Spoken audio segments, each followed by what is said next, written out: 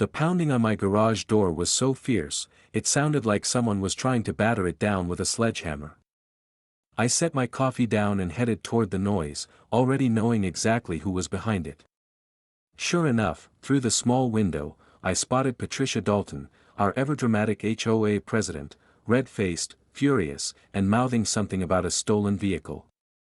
Standing smugly behind her was her 17-year-old son, Tyler, arms crossed like he was auditioning for a teenage villain role. Her voice shrieked through the metal, demanding I open the garage immediately. "I know you're hiding stolen property. The police are already on their way." I couldn't help but smirk at that part. If only she knew who she was dealing with. I grabbed my badge from the counter, clipped it casually to my belt, and chose to open the front door instead. The expression on Patricia's face when she saw me, calm, collected, and entirely unbothered, was nearly worth all the nonsense she'd put me through. But let's rewind a bit. 3 weeks earlier, I'd moved into Riverside Heights. After 2 decades in cramped apartments and having just been promoted to chief of police, I finally bought my first home, a modest 3-bedroom with a 2-car garage. It wasn't flashy, but it was perfect for what mattered most to me, a 1969 Ford Mustang Boss 429 in grabber blue, the same car I spent 5 painstaking years restoring with my late father. Every bolt, every smoothed panel, every inch of that machine held a memory. It wasn't just a car, it was the last project we ever finished together before cancer took him. I'd only driven it 3 times since moving in, each time met with nods and smiles from most neighbors. But not everyone shared the sentiment. Patricia lived 4 doors down with her son, and from day one, she treated the neighborhood like her personal empire. The first time we met, she handed me a thick 3-inch binder labeled HOA Guidelines and Expectations, and smugly informed me that my moving truck had violated the neighborhood's parking rule by 2 minutes. "We run a tight ship here in Riverside Heights," she declared, her bleach blonde hair immaculately styled despite the 90-degree heat. "I trust you'll be a compliant addition to our community." I'd taken the binder, smiled politely, and kept quiet about my profession. I'd always preferred to keep work and home life separate, less drama that way. But drama found me anyway. Just a week after settling in, I was in the garage buffing the Mustang's chrome when Tyler strutted up the driveway like he owned the place. Dressed in designer sneakers and entitlement, he admired the car aloud and ran his hand along the fender without asking. "V8 429 Cobra Jet," I said, gently redirecting his hand. "Just waxed that spot." His eyes lit up with a greedy gleam I'd seen too often. He was the type used to getting whatever he wanted. "Let me take it for a spin," he said. "I'm a great driver. Got my license last month." I nearly laughed. A 17-year-old with a month of experience behind the wheel of a 400-horsepower Legend? Not a chance. "Sorry, son. This car doesn't leave the garage unless I'm the one driving it." His expression soured. "My dad pays a lot in HOA fees," he sneered. "That means we kinda own the street. So technically, I own part of the car." The mental gymnastics of that statement gave me pause. "That's not how property works," I said flatly. He stormed off in a huff. Not 20 minutes later, Patricia was at my door in what I can only describe as her combat attire, pressed white slacks, a navy blazer with her HOA pin shining like a badge, and heels that clicked across my porch like war drums. "Mr. Morrison," she snapped, "my son says you were rude to him." "I told him he couldn't drive my car," I replied. Her lips puckered like she'd bitten a lemon. "Tyler is a very responsible young man. When he shows interest in something, it's only neighborly to accommodate him. We are a community, after all." "Ma'am," I said, "that's a vintage car worth more than some people's yearly income. No one drives it but me." She scoffed. "We'll see if that vehicle even complies with HOA regulations." And so began her campaign. Over the next week, I received a parade of absurd violation notices. The car was too loud, despite the fact I hadn't even started it while she was around. The color was too bright and apparently a hazard to drivers.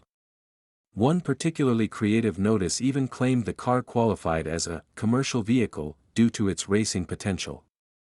I replied to each letter with calm precision, referencing the actual HOA rules she so proudly handed me. She didn't like that. Not one bit.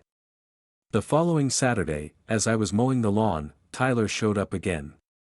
This time, he brought reinforcements, 2 equally smug friends. And things were about to take a turn. "Hey, Mr. Morrison." Tyler called, striding up my driveway like we were old friends. His voice had that forced cheer, the kind that tried too hard to sound casual. "Me and my boys were wondering if you'd maybe reconsider. Just a quick ride around the block in that Mustang?" I didn't break stride. "The answer's still no, Tyler." One of his buddies, a thick-necked kid in a football jersey, took a step closer, puffing himself up. "Come on, man. Don't be such a hard ass. What's it gonna hurt?" That's when my tone shifted. 20 years in law enforcement had taught me how to end conversations before they turned ugly. "Listen up, boys. You need to head home. This conversation's over." They lingered for a beat, Tyler narrowing his eyes with a look that promised we weren't done. Then they left. But the threat in his glare stayed with me.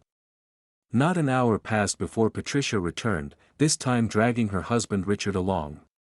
He looked like a man deeply regretting every decision that led him to this moment. He stood behind her silently as she launched into a tirade on my front porch.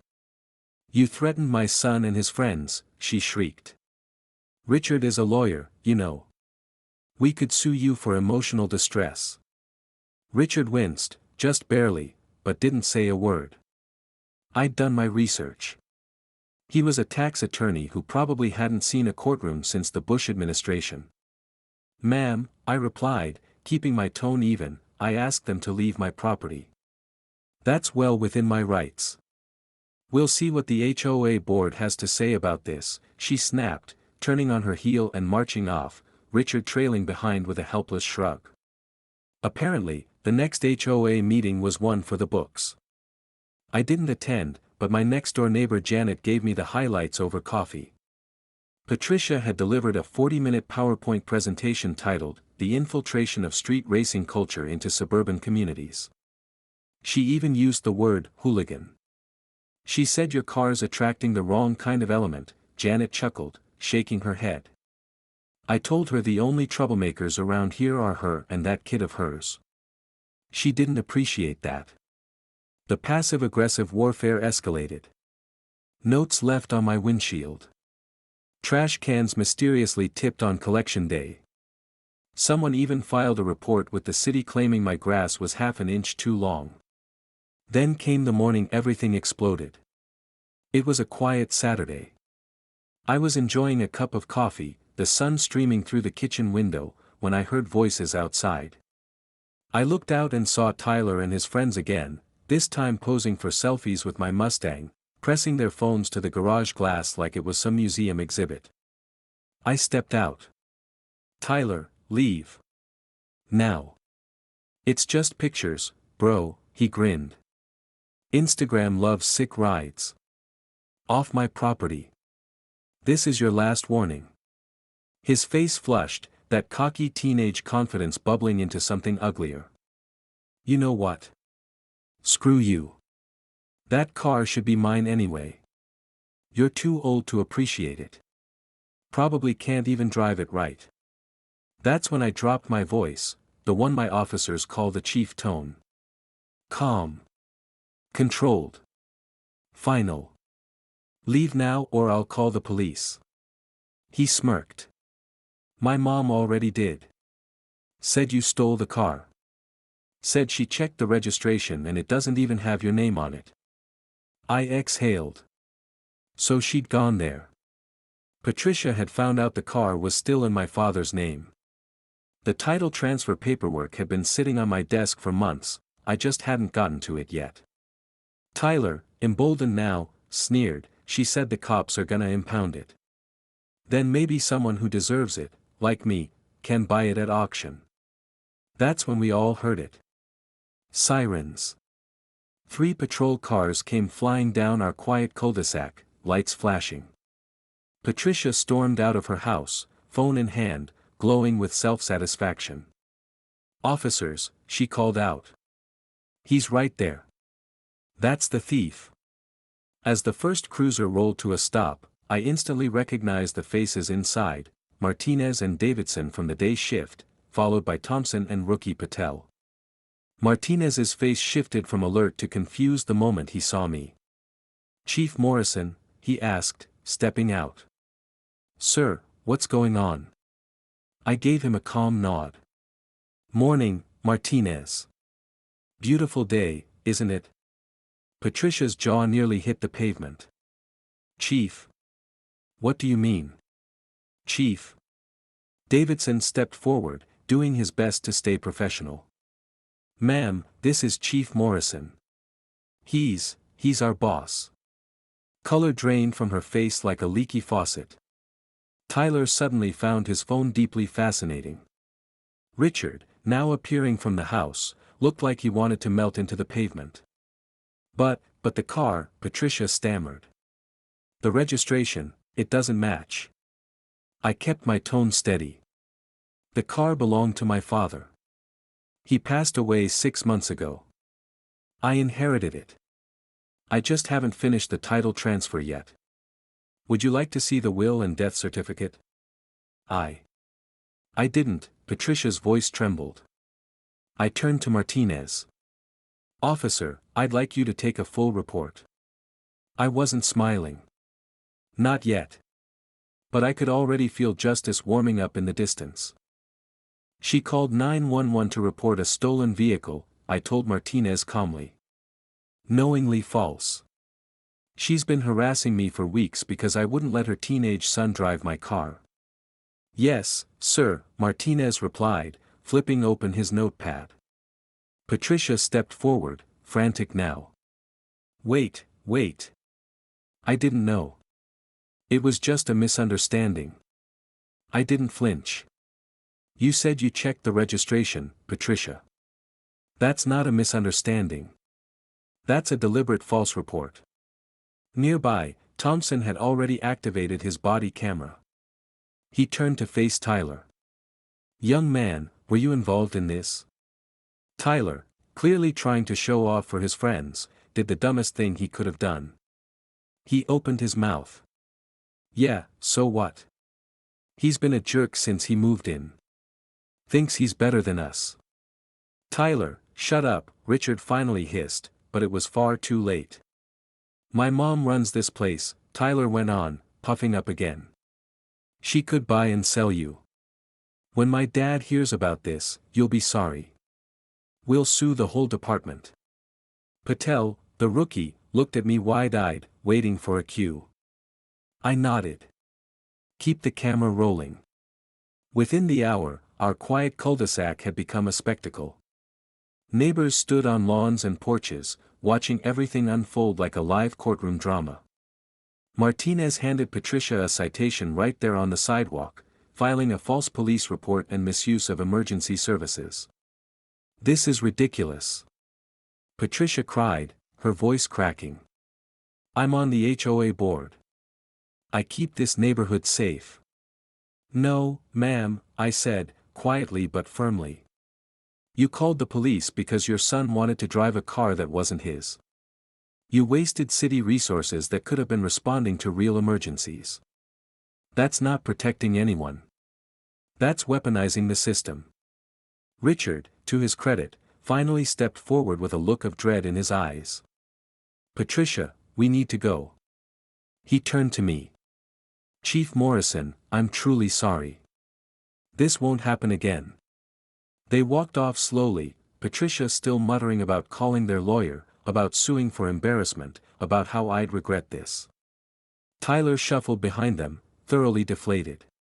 His phone, which had once held the center of his universe, now stayed in his pocket.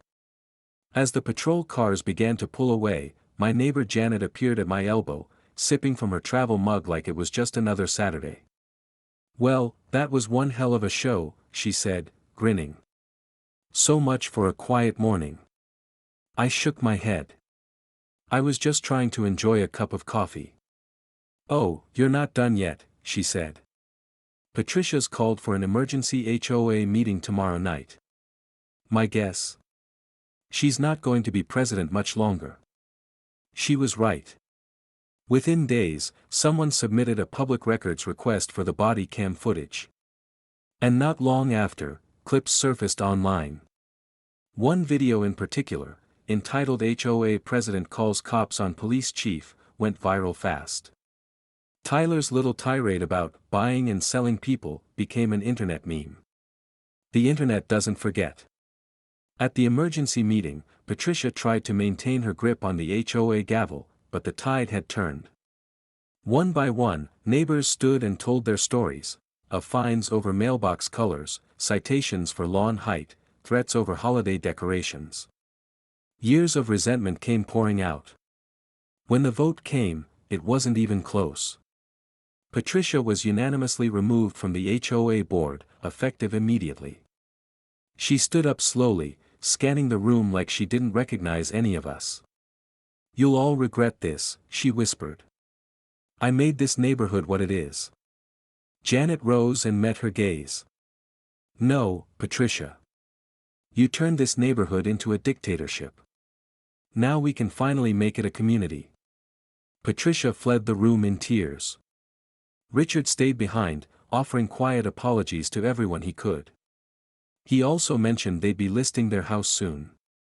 The false police report charge stuck. Patricia was fined $1,000 and ordered to complete 50 hours of community service. When she appeared in court, Judge Hendricks, someone I'd worked with for over a decade, did not go easy on her. "Mrs. Dalton," he said, peering over his glasses, "you admitted to checking the registration, found a discrepancy, and then called 911 without a shred of verification. That's not concern. That's malicious intent." Her lawyer tried to argue for leniency, but the body cam footage made it an open and shut case. When the judge handed down the sentence, Patricia gasped loud enough to echo. $8,000 in total fines and court costs, Hendricks concluded. "And you're lucky I'm not sentencing jail time. Abusing emergency services is serious."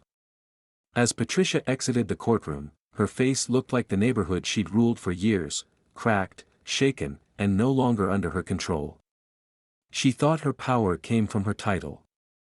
But in the end, it was that same title, chief, that brought her crashing down.